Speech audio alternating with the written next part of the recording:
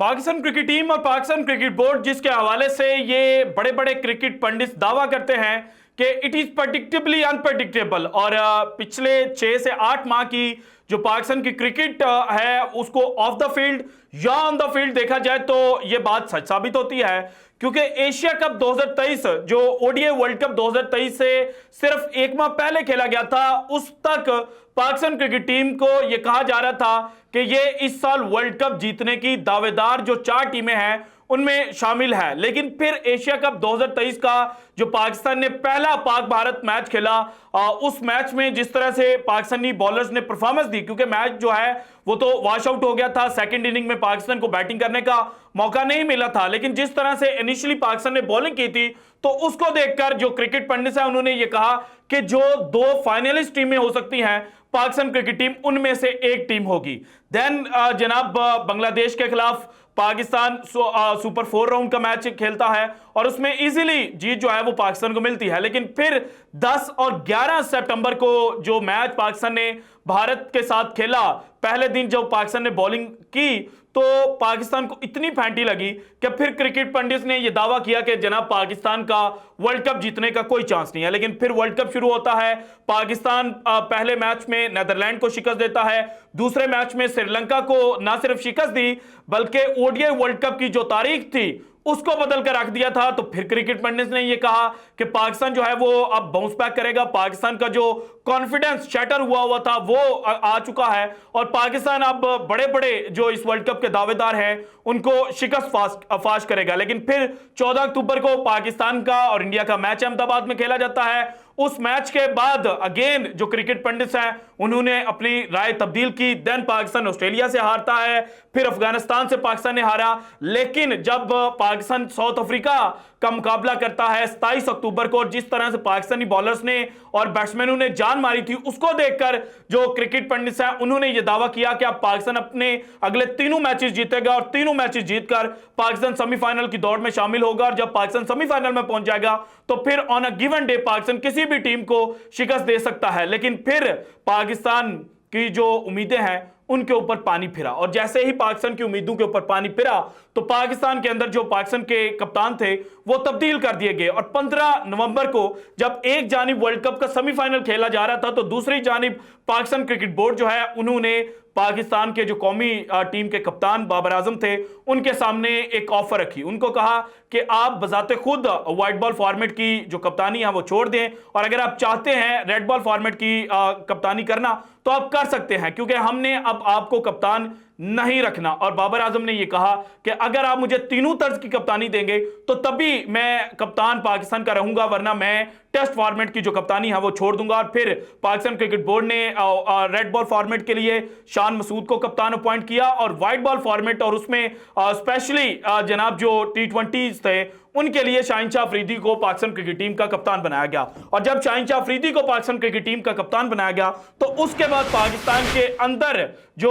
तज्जियाकार थे, जो रिपोर्टर्स थे, वो ये खबरें रिपोर्ट करते हुए नजर आए कि ये जो शाहीन शाह अफरीदी की अपॉइंटमेंट हुई है इसमें असल में उनके जो सुसर हैं शाहिद खान अफरीदी उनका बहुत बड़ा हाथ है, क्योंकि पाकिस्तान के जो कौमी टीम के कप्तान थे बाबर आजम, उनको ओडीआई वर्ल्ड कप में पाकिस्तान को वो चूंकि सेमीफाइनल की दौड़ में नहीं पहुंचा सके थे, इस वजह से कप्तानी से सैक किया गया था। लेकिन इंटरेस्टिंगली जिस फॉर्मेट में बाबर आजम पाकिस्तान टीम को फाइनल तक नहीं पहुंचा पाए थे, उस फॉर्मेट का पाकिस्तान ने नेक्स्ट मैच जो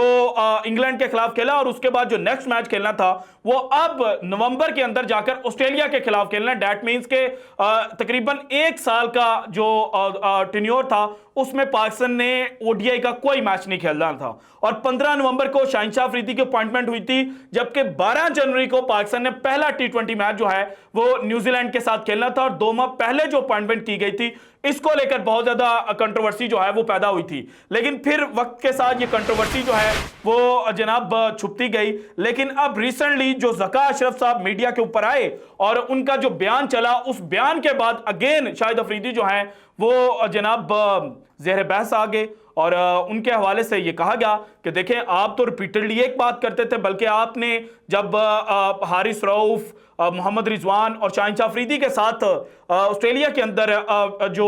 कॉन्फ्रेंस में चेयर है वो शेयर की थी, तो वहां पर भी आपने शाहिन अफरीदी को ये कहा था और वहां पर बात करते हुए ऑडियंस के सामने ये चीज रखी थी कि मैं तो मोहम्मद रिजवान को कप्तान देखना चाहता था। लेकिन कल जो ज़का अशरफ साहब का वीडियोस चलती रही उनके मुताबिक ये समझा गया और ये चीज ली गई कि Shahid Khan Afridi on screen on TV आकर तो ये बात करते थे कि मैं शाहिन अफरीदी के बजाय मोहम्मद रिजवान को पाकिस्तान का कप्तान देखना चाहता था, लेकिन पसे पर्दा जो अंडर द टेबल बातें हुई या जो बंद कमरों के अंदर बातें हुई उसमें जो शाहिद खान अफरीदी हैं वो शाहिन अफरीदी के लिए लॉबी करते हुए नजर आए। और जिस तरह से रिसेंट पाकिस्तान की पॉलिटिकल इन्वायरमेंट चार्ज है उसमें जो शाहिद खान अफरीदी के पॉलिटिकल व्यूज हैं उनको लेकर भी वो ज़ेहर बहस आते थे और उनकी अच्छी खासी क्लास जो है वो पाकिस्तान के जो सोशल मीडिया सार्फिन हैं वो लेते थे। और कल रात से एक नया जो हंगामा है वो बर्पा हो चुका था और शाहिन अफरीदी के जो सुसर हैं शाहिद खान अफरीदी जो खुद पाकिस्तान को रिप्रेजेंट कर चुके हैं और पाकिस्तान की आन बान शान समझे जाते थे जब वो क्रिकेट खेलते थे, तो उनको लताड़ना जो है वो पाकिस्तान की सोशल मीडिया सार्फिन ने शुरू कर दिया। और उसके बाद अब ये चीज सामने आई है कि शाहिद खान अफरीदी को बिला वजह लताड़ा जा रहा था। कुछ लोगों ने जो न्यूज थी उसको मैनिपुलेट किया और ज़का अशरफ साहब ने ये जो स्टेटमेंट दी कि मुझे शाहिद खान अफरीदी ने मोहम्मद रिजवान को कप्तान बनाने का नहीं कहा था, इसके ऊपर यह कहा गया कि इनडायरेक्टली मतलब यह है कि जो शाहिद खान अफरीदी हैं वो प्रोपेगेंडा कर रहे थे और वो शाहिद खान अफरीदी जो हैं वो पसे पर्दा शाहीन के लिए लॉबी कर रहे थे। और कुछ जो बड़े बड़े नाम हैं, जर्नलिस्ट भी हैं, कुछ बड़े बड़े मीडिया ग्रुप्स भी हैं, उन्होंने बाकायदा इनडायरेक्टली की बजाय डायरेक्टली ये खबर चला दी कि शाहिद खान अफरीदी जो हैं वो शाहिन अफरीदी को पसे पर्दा कप्तान बनाने की जो डील्स थी वो कर रहे थे। लेकिन अब ज़का अशरफ साहब बोले हैं और उन्होंने कहा कि जनाब ऐसा नहीं है, जो चीज़ें कल से पोर्ट्रे करने की कोशिश की जा रही है और शाहिद खान अफरीदी को जिस तरह से लताड़ा जा रहा है वो हकीकत के करीब तरीन नहीं है। तो फिर हकीकत क्या है? हकीकत यह है कि जनाब मोहम्मद हफीज़ साहब के साथ जो ज़का अशरफ साहब है ना उन्होंने कंसल्ट किया था और मोहम्मद हफीज़ की जब कंसल्टेशन ली गई तो उसमें उन्होंने फिर जो पाकिस्तान के कौमी कप्तान थे बाबर आजम उनकी कप्तानी के ख़िलाफ़ जो जनाब असेसमेंट्स हैं या जो एनालिसिस है वो ज़का अशरफ साहब के सामने रखा था। अब यहीं पे आपने एक सेकंड के लिए रुकना है। पाकिस्तान के जो कप्तान हैं बाबर आजम उनको क्यों हटाया गया? क्योंकि ओडीआई वर्ल्ड कप जो 50 ओवर्स का फॉर्मेट है उसके जो सेमीफाइनलिस्ट टीमें थी उनमें बाबर आजम पाकिस्तान टीम को नहीं पहुंचा पाए थे। लेकिन बाबर आजम की बजाय 2 माह पहले अपॉइंटमेंट किसकी की गई? शाहिन अफरीदी की, जो उस वक्त एक राइट चॉइस भी थे और शाहिन अफरीदी की पाकिस्तान टीम के अंदर जगह भी उस वक्त बिल्कुल पक्की थी। लेकिन अगर इसी चीज़ को थोड़ा सा और माजी के अंदर जाकर देखा जाए तो 2021 का वर्ल्ड कप पाकिस्तान ने भारत को शिकस्त दी और तारीख में पहली दफ़ा हुआ कि ओडीआई या कोई T20 वर्ल्ड कप का मैच पाकिस्तान और भारत के दरमियान खेला गया हो और पाकिस्तान ने भारत को शिकस्त दी हो। और ना सिर्फ शिकस्त दी थी बल्कि बड़ी बुरी तरह जो फेंटा है वो पाकिस्तान क्रिकेट टीम ने लगाया था। पहले बॉलिंग में शाहिन अफरीदी ने फेंटा लगाया, फिर बैटिंग में मोहम्मद रिजवान और बाबर आजम ने लगाया। उसके बाद पाकिस्तान सेमीफाइनल में पहुंचता है और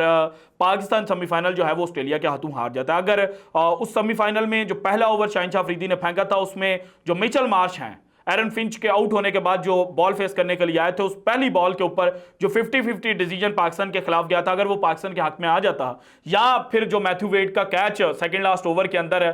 छोड़ा था हसन अली ने, वो कैच ना छूटता तो सिनेरियो बिल्कुल डिफरेंट होता, पाकिस्तान फाइनल के लिए क्वालिफाई कर जाता और मे भी पाकिस्तान फाइनल जीत जाता। अच्छा, इस बात को भी छोड़ें, इसके बाद 2022 के T20 वर्ल्ड कप पे आ जाएं। पाकिस्तान इंडिया से हारा, पाकिस्तान जिम्बाब्वे से हारा, लेकिन पाकिस्तान की किस्मत अच्छी थी कि पाकिस्तान फिर भी फाइनल खेल गया। अब पाकिस्तान फाइनल खेला तो पाकिस्तान के अंदर जो क्रिकेट पंडित हैं उन्होंने फिर भी बाबर आजम की क्लास लगाई। लेकिन जो इंडिया अपने घर के ऊपर वर्ल्ड कप खेल रहा था और फाइनल में जाकर ऑस्ट्रेलिया के हाथों आ रहा है, अपनी मर्जी की पिच बनाने के बावजूद उसके जो कप्तान हैं वो कपिल शर्मा शो जो है उसके ऊपर जाते हैं और कपिल शर्मा शो के ऊपर जो रोहित शर्मा है उनको स्टैंडिंग ओवेशन जो है वो ऑडियंस की तरफ से दी जाती है। सो ये माइंडसेट का डिफरेंस है कि आप बाबर आजम को 50 बॉल फॉर्मेट में फेल होने पर ओडीआई और T20 दोनों फॉर्मेट से रिजाइन करने पर मजबूर करते हैं, जबकि भारत जो अपने होम ग्राउंड पर मैचेस खेल रहा था, भारत जो अपने होम ग्राउंड पर अपनी मर्जी की फाइनल की पिच बनाने के बावजूद हारा, उसके कप्तान को स्टैंडिंग ओवेशन जो है वो कपिल शर्मा शो के अंदर मिल रही है। शाहीन शाह अफरीदी और शाहिद अफरीदी वाला जो सिनेरियो था वो भी अब क्लियर हो चुका है कि शाहिद खान अफरीदी ने जो लॉबी है वो